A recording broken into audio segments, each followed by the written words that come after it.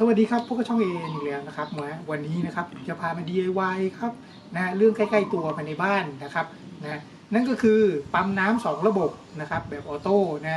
ซึ่งตัวนี้นะครับสามารถทำเองได้ที่บ้านเลยนะครับง่ายๆเลยคือมันช่วยประหยัดไฟด้วยนะครับ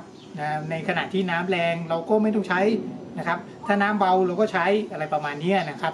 ชมอย่าลืมกดไลค์กดแชร์กด Subscribe ด้วยนะครับเราก็มาดูการทำงานกันเลยนะครับเปิดตัวนี้ปั๊มน้ำก็จะต่อจากปั๊มน้ำดูดน้ำจากในแท้งนะครับวนผ่านนี่ออกนี่นะครับเข้าไปในตัวบ้านในขณะที่ตัวนี้นะครับเดี๋ยวผมปิดก่อนแล้วกันขณะที่ตัวนี้เป็นน้ำจากประปากรณีที่น้ำไหลน้อยนะครับน้ำจากประปามานี่มาเข้านี่เข้าแท้งครับเข้าแท้งตัวนี้โดยเรามีวาล์วตัวนี้ปิดไว้เพื่อไม่ให้ปั๊มเนี่ยดูดปั๊มเนี่ยขับตัวนี้ออกมาแล้วออกทางประปาจะดูอาจจะงงๆนิดนึงนะครับพูดง่ายไม่ให้มันย้อนกลับนะครับไม่ให้มันย้อนกลับออกไปทางประปาให้มันเลี้ยวปุ๊บเข้าบ้านอย่างเดียวเพราะฉะนั้นง่ายๆเลยนะครับหลักการอธิบายง่ายๆก่อนนะครับหนึ่งนะครับน้ำเข้าน้ำเส้นหลักจากประปานะครับมาเข้าวาล์ว1ตัวจากนั้นถ้ากรณีที่เราไม่ใช้ปั๊มเราก็เปิดให้น้ำเนี่ยผ่านเข้าบ้านไปสังเกตดูนะครับเข้าบ้านเส้นนี้เป็นเส้นเข้าบ้านนะครับเป็นเส้นบ้านก็ผ่านตัวนี้ไปถ้าเกิดน้ำไหลช้าหรือไม่พอใช้ชั้น2อะไรเงี้ยนะครับก็มาปิดวาล์วตัวนี้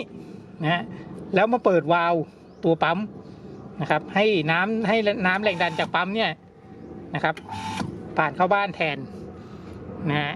นี่นะครับโดยที่เราปิดไม่ให้ตัวนี้เนี่ยปั๊มมันดันออกมามันจะไหลย้อนกลับนะครับในขณะที่ตัวนี้เป็นตัวเข้าแท้งก็ต้องจ่ายแท้งไว้ตลอดนะครับจ่ายแท้งไว้นะครับเพราะว่าไม่งั้นเดี๋ยวไม่มีน้ำเติมในแท้งหลักการง่ายๆเลยนะครับ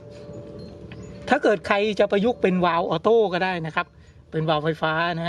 ก็มาใส่แทนวาล์วธรรมดา2ตัวนี้นะครับให้เป็นไฟฟ้าซะอาจจะสั่งด้วยเบรกเกอร์หรือสั่งด้วยอะไรก็ได้ครับสั่งด้วยสวิตช์อะไรก็ได้เปิดกดสวิตช์ปุ๊บแล้วตัวนี้ต่อตัดตัวหนึ่งต่อตัวหนึ่งต่อตัวหนึ่งตัดประมาณนั้นนะครับอันนี้ผมใช้เป็นแบบธรรมดาเป็นแบบมือหมุนเอา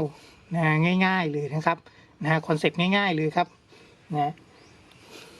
แบบนี้นะครับมันจะช่วยประหยัดมากเลยนะครับเวลากรณีที่น้ำแรงหรือว่าเราใช้แต่ข้างล่างนะครับไม่ต้องการใช้ปั๊มเราก็สับอย่างนี้เพื่อที่จะใช้น้ำตรงจากประปาได้นะครับแล้วก็ถ้ากรณีที่น้ำไม่แรงหรือเราต้องการใช้ชั้น2เราก็มาเปิดปั๊ม